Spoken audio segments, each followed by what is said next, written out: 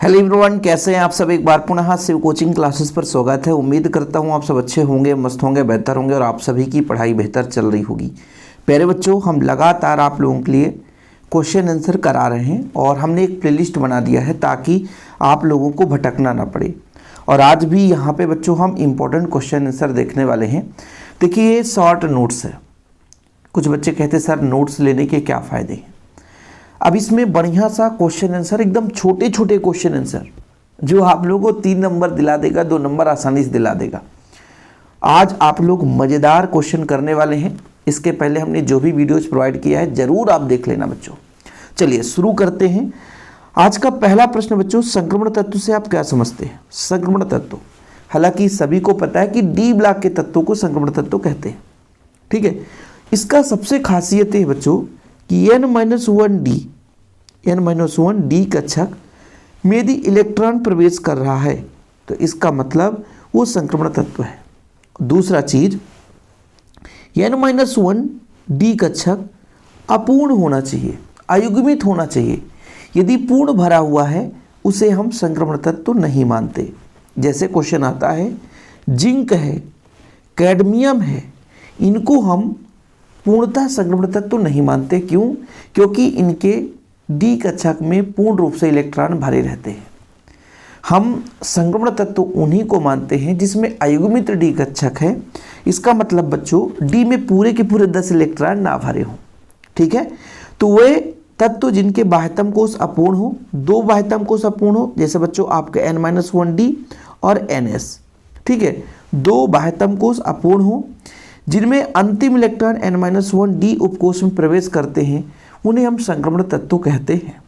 ठीक है बच्चों, यदि इसका इलेक्ट्रॉनिक विन्यास पूछे तो भी ठीक है, नहीं तो आप लोग लिख दो किसका इलेक्ट्रॉनिक विन्यास बच्चों n-1d में 1 से 10 इलेक्ट्रॉन और बच्चों ns में 1 से 2 इलेक्ट्रॉन होता है। ये इसका इलेक्ट्रॉनिक विन्यास। ठीक, चलिए आगे बात करते हैं बच्चों, संक्रमण तत्वों को कितने श्रेणियों में बांटा जाता है। तो आपके संक्रमण तत्व टोटल 4 श्रेणी है। ठीक है, अपना 3D, 4D, 5D और बच्चों 6D। ठीक है, 4 श्रेणी है, प्रथम, द्वितीय, तृतीय और चतुर्थ। ये 4 श्रेणी है बच्चों। ठीक है, स्कैंडियम से लेकर के जिंक तक का वो 3D के अंतर्गत आता है। मतलब जिसके अंतिम इलेक्ट्रॉन 3D में प्रवेश करते हैं वो प्रथम संक्रमण तत्व है बच्चों। टोटल 10 तत्व हैं स्कैंडियम से लेकर के जिंक तक। द्वितीय संक्रमण श्रेणी की बात करते हैं बच्चों, जिसे हम 4D श्रेणी के नाम से जानते हैं। इसे हम यूट्रियम से लेकर कैडमियम तक टोटल 10 तत्व रखते हैं। तृतीय संक्रमण श्रेणी 5D श्रेणी के नाम से जानते हैं। लेंथेनम के बाद बच्चों हैफनियम से लेकर के Hg पारा तक कुल 10 तत्व रखे जाते हैं। और चतुर्थ संक्रमण श्रेणी की बात करें 6D, यानी अंतिम इलेक्ट्रॉन 6D में प्रवेश करता है बच्चों। एक्टिनियम तथा रदरफोर्डियम है ना, यहाँ पर बच्चों एक्टिनियम के बाद के तत्व हैं है ना, तो वो अपना एक्टिनियम अलग हो जाता है। इसके बाद रदरफोर्डियम 114 से 114 के बाद के रखे गए हैं। मतलब एक्टिनियम और 114 के बीच की जो तत्व हैं बच्चों, मतलब इसके बीच रखा जाता है, लेकिन एक्टिनियम के बाद के 14 तत्वों को अलग कर दिया जाता है, वो एक्टिनाइट कहला जाता है ना। और एक्टिनियम के बाद के 14 तत्वों के बाद बच्चों रदरफोर्डियम तक अपना चतुर्थ संक्रमण श्रेणी होता है। ठीक, क्लियर। याद रखिएगा आप लोग कि संक्रमण श्रेणी को 4 भागों में बांटा गया है। पहला अपना 3D, 4D, 5D और 6D। तत्वों के नाम याद ना हो तो भी चल जाएगा, बाकी इतना आप लोग याद रखिएगा। चलिए देखो, मैंने कहा था कि संक्रमण तत्व की परिभाषा अंततः ये होती है कि 3D में बच्चों अयुग्मित इलेक्ट्रॉन होना चाहिए। लेकिन जैसे जिंक, कैडमियम और पारा की बात करते हैं, जिंक में 3D में 10 इलेक्ट्रॉन, कैडमियम में 4D में 10 इलेक्ट्रॉन और Hg पारा है, इसमें 5D में 10 इलेक्ट्रॉन है। यदि बच्चों इसमें पूर्ण रूप से युग्मित कक्षक है, कहीं ना कहीं अयुग्मित कक्षक नहीं है, तो हम इसे कह देंगे कि वो संक्रमण तत्व नहीं है। क्योंकि संक्रमण तत्व की परिभाषा आपने पढ़ी कि भाई अंतिम इलेक्ट्रॉन डी कक्षक में प्रवेश तो करे, लेकिन उसका एक और मूलभूत गुण है कि उसमें अयुग्मित इलेक्ट्रॉन उपस्थित होना चाहिए, अयुग्मित डी कक्षक होना चाहिए। यदि पूर्ण रूप से भरा है तो संक्रमण तत्व नहीं कहलाता। तो प्यारे बच्चों, आप लोग यहाँ पर देख सकते हैं कि ऐसे तत्व जिनमें n-1d आंशिक रूप से भरे रहते हैं उन्हें ही हम संक्रमण तत्व कहते हैं। किंतु जिंक में 3D में 10, कैडमियम में 4D में 10, Hg में 5d में 10, इसलिए बच्चों इनको हम कहेंगे कि संक्रमण तत्व नहीं मानते। ओके, देखो बच्चों, संक्रमण तत्व परिवर्ती आक्सीकरण अवस्था अथवा परिवर्ती संयोजकता क्यों प्रदर्शित करता है? तो देखिएगा बच्चों, एक चीज मैं आप लोगों को बहुत बड़ा फैक्ट बताने जा रहा हूं। जो आपका डी ब्लॉक के तत्व है, संक्रमण तो जो तत्व है बच्चों, इनके अंतिम कक्षा में अयुग्मित इलेक्ट्रॉन होते हैं। क्या होते हैं? अयुग्मित इलेक्ट्रॉन। 5 कक्षक है, या तो एक अयुग्मित हो सकता है, 2 अयुग्मित हो सकता है, या 5 कक्षक अयुग्मित हो सकते हैं। अब ये जो अयुग्मित इलेक्ट्रॉन है, इन्हीं के कारण बच्चों, क्योंकि इलेक्ट्रॉन है इधर उधर आने जाने के लिए क्षमता रखते हैं, निम्न ऊर्जा स्तर से उच्च ऊर्जा स्तर पर जाते हैं, फिर से वापस आते हैं, तो ये इलेक्ट्रॉन इधर उधर व्यवस्थित हो सकते हैं। इसी कारण से बच्चों संक्रमण जो तत्व हैं अयुग्मित डी कक्षा कारण, अयुग्मित डी इलेक्ट्रॉन्स के कारण परिवर्ती संयोजकता प्रदर्शित करते हैं, रंगीन आयन बनाते हैं बच्चों, अच्छे उत्प्रेरक का कार्य करते हैं, चुंबकीय गुण प्रदर्शित करते हैं, वो सिर्फ और सिर्फ अयुग्मित डी कक्षा अयुग्मित इलेक्ट्रॉन के कारण। क्योंकि बच्चों आप सबको पता है कि मान लीजिए इन सब में 2-2 इलेक्ट्रॉन भरा है और अंतिम में 1-1 इलेक्ट्रॉन भरा है। अब इनको ज़रूरत है अपना अष्टक पूरा करने के लिए, अपने साथ एक साथी की ज़रूरत के लिए वो ताका झाकी करेंगे। जैसे मान लीजिए जिसको एक बेस्ट फ्रेंड की ज़रूरत है, वो हमेशा एक तलाश में ही रहेगा। ऐसे ही अयुग्मित डी कक्षक में जब इलेक्ट्रॉन की कमी है तो बेचारे इधर उधर झांकते रहेंगे। इसी कारण से जब इधर उधर डांस करेंगे, नाचेंगे, झूमेंगे, तो इनके अंदर बहुत सारी प्रॉपर्टी उत्पन्न हो जाते हैं। ठीक है बच्चों, चलिए तो आप लोग देखिए क्वेश्चन का आंसर देखिए। यहाँ पर संक्रमण तत्व में Ns और N-1 डी कक्षक में इलेक्ट्रॉनों में ऊर्जा का बहुत कम अंतर होता है। मतलब Ns की बात करें चाहे N-1 डी की बात करें तो इलेक्ट्रॉन में ऊर्जा का अंतर बहुत कम होता है। N-1 डी कक्षक के इलेक्ट्रॉन भी संयोजी इलेक्ट्रॉन की तरह कार्य करते हैं। मतलब जो Ns है बच्चों, इसके इलेक्ट्रॉन भी संयोजी इलेक्ट्रॉन की तरह कार्य करते हैं। इस कारण से बच्चों है ना क्या करते हैं, परिवर्ती संयोजकता दर्शाते हैं। मतलब डी के तो इलेक्ट्रॉन इधर उधर जा सकते हैं, लेकिन Ns के भी परिवर्ती संयोजकता में भाग ले लेते हैं बच्चों। यानी Ns में और N-1 डी कक्षक दोनों की ऊर्जा लगभग समान है। इस कारण से बच्चों ये परिवर्ती आक्सीकरण अवस्था या संयोजकता प्रदर्शित करते हैं। अनुचुंबकीय गुण देखो, अनुचुंबकीय गुण का क्या अर्थ निकला कि हम जानते हैं कि जिन तत्वों में इलेक्ट्रॉनिक विन्यास संरचना एक से अधिक अयुग्मित इलेक्ट्रॉन पाए जाते हैं। अयुग्मित इलेक्ट्रॉन देखना बच्चों, अयुग्मित की बात की जा रही है। अयुग्मित इलेक्ट्रॉन पाए जाते हैं वो अनुचुंबकीय होते हैं। ये आपको फैक्ट की बात बता दिया कि सबसे बड़ा कारण डी कक्षकों के भौतिक गुण में अयुग्मित डी इलेक्ट्रॉन्स, अयुग्मित डी कक्षक, और इसी अयुग्मित के कारण बच्चों ये अनुचुंबकीय गुण दर्शाता है। संक्रमण तत्वों के आयनों के N-1 डी कक्षक में आंशिक रूप से भरे होते हैं तथा इनमें एक या एक से अधिक अयुग्मित इलेक्ट्रॉन पाए जाते हैं। इसी कारण ये तत्व इनके आयन अनुचुंबकीय होते हैं। मतलब तत्व या इनके आयन जो प्लस होता है ना बच्चों, जैसे जिंक 2 पॉजिटिव हो गया, 2 इलेक्ट्रॉन दे दिया। इसमें अयुग्मित इलेक्ट्रॉन चुंबकीय क्षेत्र का निर्माण करते हैं, तो इसके अनुचुंबकत्व की चुंबकीय आघूर्ण से मापा जाता है। कुल मिलाकर के बच्चों संक्रमण तत्वों में चुंबकीय गुण के पीछे कारण क्या है, अयुग्मित डी इलेक्ट्रॉन्स। ठीक है, यानी जो आंशिक रूप से डी कक्षक भरे रहते हैं इस कारण से अनुचुंबकीय गुण दर्शाते हैं। और इन्हीं बच्चों अयुग्मित इलेक्ट्रॉन के कारण चुंबकीय आघूर्ण की गणना की जाती है, जिससे म्यू बराबर होता है ना √n+2, √n+2। इस फार्मूले से हम वैल्यू फाइंड करते हैं। चीज़ें क्लियर? चलो आगे देखते हैं बच्चों। फिर से देखना ये सारे क्वेश्चन एक ही फैक्ट है, अयुग्मित डी इलेक्ट्रॉन, अयुग्मित डी कक्षक। संक्रमण धातुएं रंगीन आयन क्यों बनाते हैं या इनके यौगिक रंगीन आयन क्यों बनाते हैं? क्योंकि बच्चों अयुग्मित डी कक्षक है तो इलेक्ट्रॉन एक कक्षक से दूसरे कक्षक में जाने के लिए इधर उधर कूदेंगे, डांस करेंगे। जैसे स्कूल में जो बच्चा नहीं पढ़ता है ना, मैं कक्षा 1 से लेकर 8 तक के स्कूल में जाता हूँ। जिस बच्चे को नहीं पढ़ना रहता है ना, तो मतलब लंच के पहले वो कम से कम सभी को 1 बार यदि है ना बाहर जाना है तो उसको 5 बार जाना रहता है, और हर आधे घंटे में वो बोलेगा ही बोलेगा। मतलब आप परेशान हो जाओ कि उसको देना ही पड़ेगा छुट्टी, वो आकर के आपके आसपास घूमने लगेगा, है ना। तो जिसको नहीं पढ़ना है, जिसको टाइम पास करना है, तो ऐसे ही डी कक्षक के इलेक्ट्रॉन जो है जिनको टाइम पास करना रहता है ना, वो इधर उधर घूमते, क्योंकि वो युग्मित नहीं है ना। अब वो डी संक्रमण, इसी को बोलते हैं डी संक्रमण। एक डी कक्षक से दूसरे डी कक्षक में इलेक्ट्रॉन कूद जाए, वो डी संक्रमण हो जाता है। जैसे बच्चों को खेलना हो तो अपने आप पहली क्लास से लेकर के 8वीं तक के क्लास में इधर उधर घूमते रहेंगे, है ना, मतलब कि अपने बेस्ट दोस्त को तलाश में लगे रहते हैं। तो प्यारे बच्चों ऐसे ही ये जो इलेक्ट्रॉन है ना, तो एक कक्षक से दूसरे कक्षक में जाते हैं, है ना।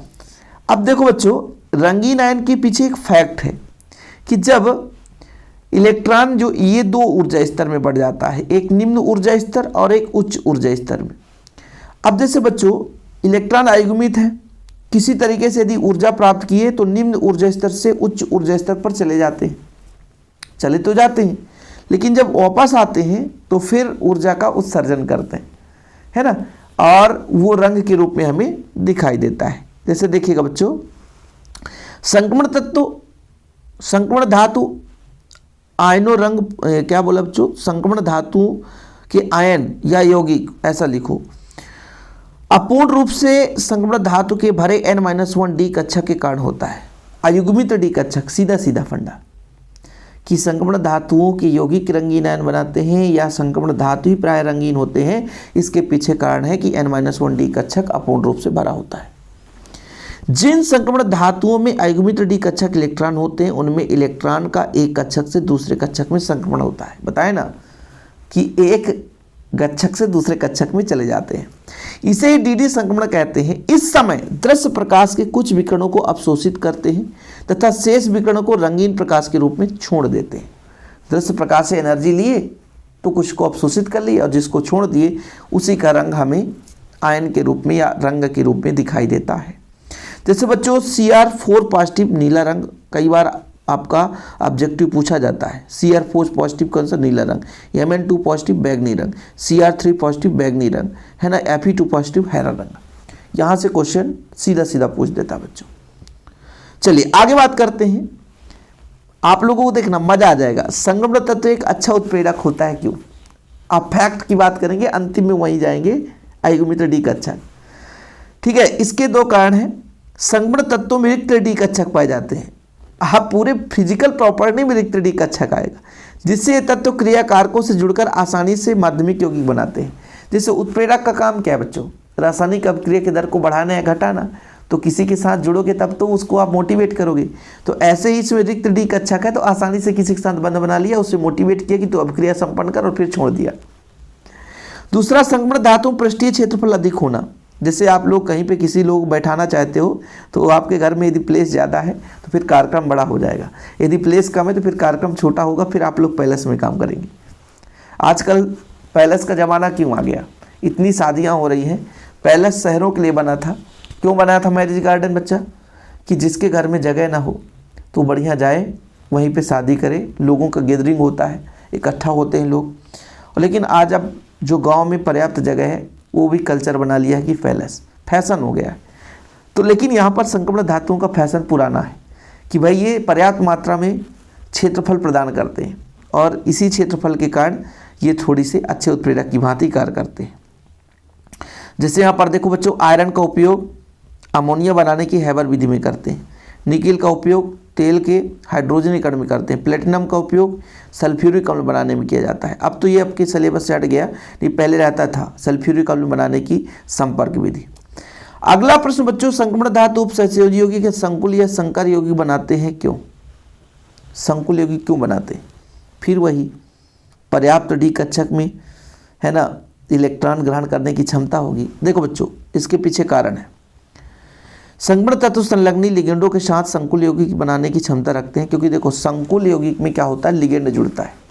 जब आप लोग चैप्टर नंबर 5 पढ़ोगे बच्चों तो देखोगे लिगेंड कि किसी भी उपसहयोगी यौगिक में, जैसे आपको नीचे यहाँ पर एग्जाम्पल देखने को मिल जाएगा, ये यौगिक दिख रहा है, इसमें जो CN है बच्चों लिगेंड है और केंद्रीय धातु परमाणु आयरन है, और ये केंद्रीय धातु परमाणु है और ये डी ब्लॉक का तत्व है, और आसानी से बच्चों संक्रमण धातु जो है वो उपसहयोगी यौगिक का निर्माण करता है, क्योंकि इनके अंदर रिक्त डी कक्षक होते हैं और रिक्त डी कक्षक इलेक्ट्रॉन युग्म ग्रहण कर सकते हैं, क्योंकि लिगेंड का काम बच्चों इलेक्ट्रॉन युग्म देना। तो जब लिगेंड इलेक्ट्रॉन युग्म देता है तो केंद्रीय धातु परमाणु के पास क्षमता भी होना चाहिए लेने की। तो जो आपके डी कक्षक वाले एलिमेंट्स हैं, मतलब डी ब्लॉक के तत्व हैं बच्चों, इनमें रिक्त डी कक्षक पाया जाता है और इलेक्ट्रॉन युग्मों को ग्रहण कर लेते हैं, जिसके कारण ये संकुल यौगिक का निर्माण करते हैं। संक्रमण धातुओं के आयनों का आकार छोटा होता है, प्रभावी नाभिकीय आवेश उच्च होता है, अतः ये अन्य तत्वों के आयनों के लिगेंडों से अपनी ओर आकर्षित करते हैं। मतलब बच्चों आयनों का आकार छोटा, प्रभावी नाभिकीय आवेश प्रबल, इस कारण से अन्य को खींचते हैं। दूसरा, संक्रमण तत्वों में रिक्त डी कक्षक पाए जाते हैं, जिनमें लिगेंडों द्वारा प्रदत्त एकाकी इलेक्ट्रॉन युग्म आसानी से प्रवेश कर जाता है। रिक्त डी कक्षक, ताकि बच्चों इलेक्ट्रॉन आसानी से आकर्षित हो सके। बाकी जिन बच्चों ने नोट्स ले रखा है तो अच्छी बात है। यदि कोई बच्चा चाहता है कि अभी भी हमें नोट्स लेना सर, तो 96 85 29 91 49, मात्र 100 रुपये चार्ज लगते हैं। इस समय तो स्पेशल ऑफर चल रहा है, जब ये वीडियो बना है तो स्पेशल ऑफर है।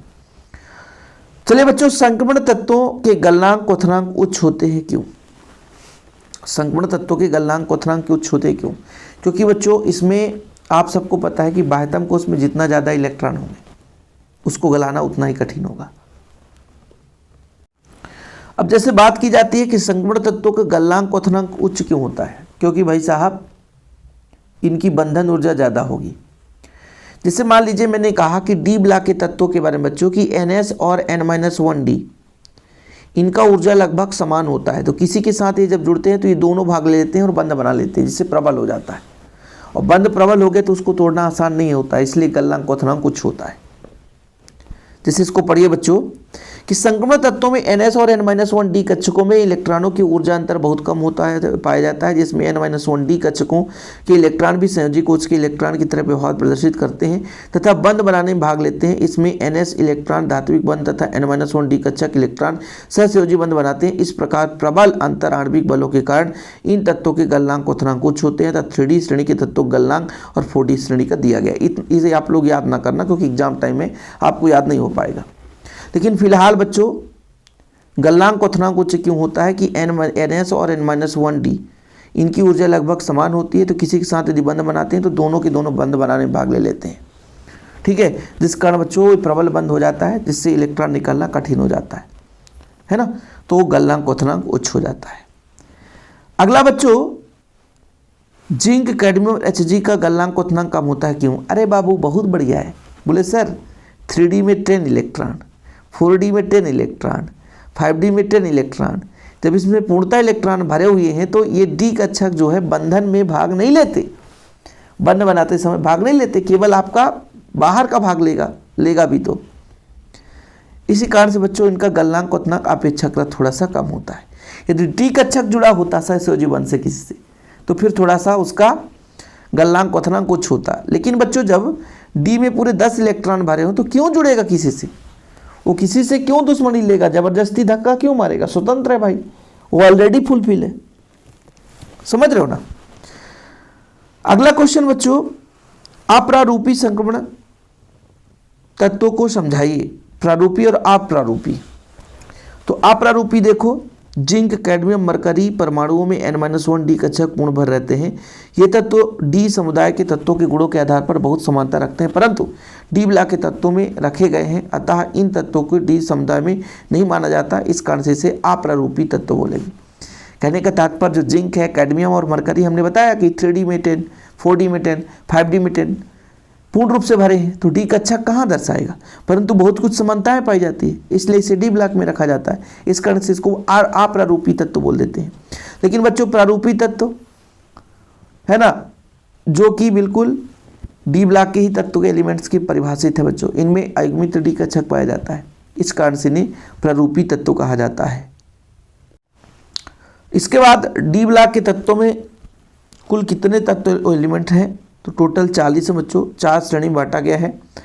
4 श्रेणी में बांटा गया, 3D 4D 5D 6D और सब में 10-10 है, इसलिए आपके टोटल 40 हो गए। संक्रमण तत्वों में डी ब्लॉक तत्व क्यों कहा जाता है बताओ? क्योंकि अंतिम इलेक्ट्रॉन N-1D में प्रवेश करता है, इसलिए डी ब्लॉक का तत्व कहा जाता है। ठीक है।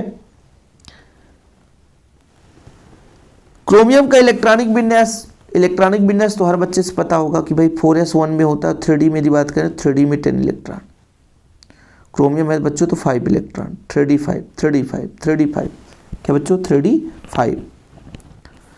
उस यौगिक का नाम बताइए जिसका +7 आंशिक अवस्था हो तो KMnO4। Cu1 पॉजिटिव प्रतिचुंबकीय है, ठीक है, मतलब Cu में क्या होता है 3d10 4s1, तो S का एक इलेक्ट्रॉन निकल गया, लेकिन D में तो पूरे हैं 10 के 10, D में पूरे के 10 के 10 हैं, तो जब पूर्ण रूप से युग्मित है तो ये अनुचुंबकीय गुण थोड़ी दर्शाएगा, ये प्रतिचुंबकीय की भांति दर्शाएगा। और अनुचुंबकीय कौन दर्शाता है? जिसमें अयुग्मित और डी कक्षक होना चाहिए। लेकिन क्रोमियम में क्या भाई, क्रोमियम में पूरा पूरा इलेक्ट्रॉन भरा रहता है, तो किसी को आकर्षित करने की, आकर्षित होने की कोई क्षमता ही नहीं, कोई ज़रूरत ही नहीं है। इसलिए प्यारे बच्चों, यदि बात करें हम Cu2 पॉजिटिव की, तो ये बच्चों 3D में 9 इलेक्ट्रॉन होंगे, अयुग्मित हो जाएगा तो अनुचुंबकीय है, जबकि इसमें 3D में 10 इलेक्ट्रॉन युग्मित है तो ये आपका प्रतिचुंबकीय है। ठीक है, यहाँ पे क्वेश्चन देख लो बच्चों, सिक्का धातु किसे कहते हैं, हमने ऑब्जेक्टिव में करा दिया। आयरन त्रिक समूह को नाम बताओ, आयरन, कोबाल्ट, निकिल। ठीक है, आप लोग इसका स्क्रीनशॉट ले सकते हो आप लोग। ठीक है, चलिए आगे देखते हैं बच्चों। Cu1 पॉजिटिव रंगहीन है, जबकि Cu2 पॉजिटिव रंगहीन होता है। क्यों? मैंने बताया ना, Cu2 पॉजिटिव में 3D में 9 इलेक्ट्रॉन होगा। अब जब 3D में 9 है तो DD संक्रमण संभव है। DD संक्रमण संभव है, DD संक्रमण क्या कहलाता है सर? D कक्षक दो भागों में बढ़ जाता है, एक निम्न ऊर्जा स्तर वाला और एक उच्च ऊर्जा स्तर वाला। तो जब इलेक्ट्रॉन निम्न ऊर्जा स्तर से उच्च ऊर्जा स्तर पर जाता है बच्चों, जब निम्न ऊर्जा स्तर से उच्च ऊर्जा स्तर पर जाता है तो यह प्रक्रिया DD संक्रमण कहलाती है। या तो बच्चों उच्च ऊर्जा स्तर से निम्न ऊर्जा स्तर पे जाए या निम्न से उच्च में जाए। यदि इधर उधर विनिमय हो रहा है तो विनिमय को ही हम बोलते हैं बच्चों, क्या बोलते हैं? DD संक्रमण। ठीक है, याद रखिएगा। अगला बच्चों, Cu कैडमियम 2 पॉजिटिव लवणा श्वेत है। अच्छा, कैडमियम बच्चों 3D में, ठीक है, 3D नहीं, 4D भी नहीं, 5D में पूरे के पूरे इलेक्ट्रॉन होते हैं बच्चों। इस कारण से इलेक्ट्रॉन उत्सर्जित करना कठिन रहता है। ठीक है, चलो इसके बाद बच्चों यहाँ पर देखो, फैक्ट वही है, Fe2 पॉजिटिव और Fe2, यहाँ तो Fe3 पॉजिटिव Fe2 पॉजिटिव से अधिक स्थायी होता है। क्यों? क्यों बच्चों?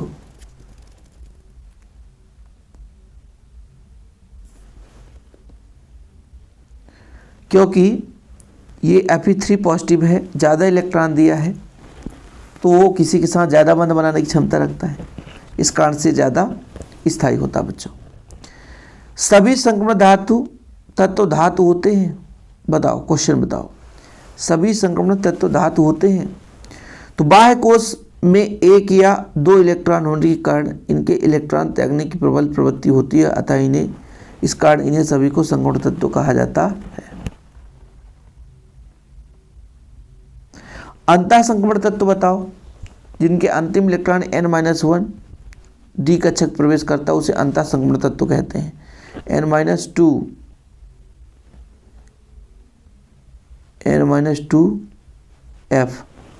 n-2f में प्रवेश करता बच्चों, उसे अंतः संक्रमण तत्व कहा जाता है। ये जो प्रश्न है ना बच्चों, लैंथेनाइड क्या है, इसके प्रमुख गुण लिखिए। ये 4 नंबर में पूछ देता है, 3 नंबर में पूछ देता है, 2 नंबर में पूछ देता है। इसलिए इस प्रश्न को आप लोग तैयार कर लेना, बिल्कुल तैयार कर लेना। लैंथेनाइड लैंथेनम के बाद के 14 तत्व होते हैं, ये सबको पता है। और बच्चों, परिरक्षण प्रभाव के कारण इनमें संकुचन होता है, सीधा सीधा इनके आकार में कमी आती है, और आकार में कमी होना ही इसकी लैंथेनाइड संकुचन कहलाता है। इसके गुण बच्चों पूछा जाता है, मुक्ता +3 आंशिक अवस्था प्रदर्शित करते हैं। ये यौगिक कम क्षारीय होते हैं, इनमें संकुल यौगिक बनाने की प्रवृत्ति कम पाई जाती है, लैंथेनाइड के बारे में। फिर एक्टिनाइड बच्चों आप देख लो, एक्टिनाइड के गुण देख लो। ये लो बच्चों, जो सबसे पॉपुलर, सबसे महत्वपूर्ण क्वेश्चन, लैंथेनाइड और एक्टिनाइड में अंतर। इसमें से आपको डी और एफ ब्लॉक में अंतर भी तैयार करना है, डी ब्लॉक और बच्चों एफ ब्लॉक। एक जल्द वीडियो आप लोगों के लिए आए बच्चों, लाएंगे हम कि महत्वपूर्ण अंतर, सभी महत्वपूर्ण अंतर आप लोगों को कराएंगे। बहुत ही जल्द आप लोगों के लिए अंतर का वीडियो आएगा। ठीक है बाबू, चलो फिलहाल लैंथेनाइड, लैंथेनम के बाद के 14 तत्वों को लैंथेनाइड कहा जाता है और एक्टिनियम के बाद के 14 तत्वों को एक्टिनाइड कहा जाता है। लैंथेनम में 4f में इलेक्ट्रॉन प्रवेश करता है बच्चों और एक्टिनियम में 5f में इलेक्ट्रॉन प्रवेश करता है।